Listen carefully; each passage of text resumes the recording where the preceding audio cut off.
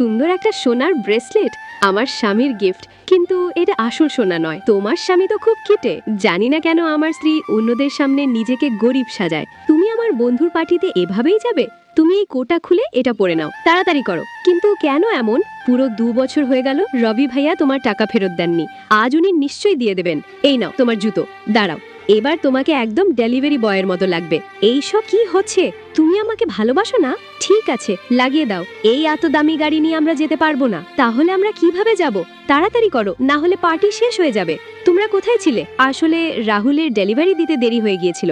কিন্তু রাহুলের তো নিজের কোম্পানি আছে, ওদের কোম্পানি তো বন্ধ হয়ে গেছে। তোমরা কি আমাদের 5 লাখ টাকা ফেরত দেবে নাকি পুলিশ ডাকবো? রবি ভাইয়া, আপনি তো আমাদের অবস্থা জানেনই। আপনি কি আজ আমাদের টাকাটা ফেরত দেবেন? হ্যাঁ, আজই দিচ্ছি। চলুন তাহলে পার্টি এনজয় করি। বেবি, তুমি এই নকল কলটা কিভাবে করালে? আমার বন্ধুর সাহায্যে।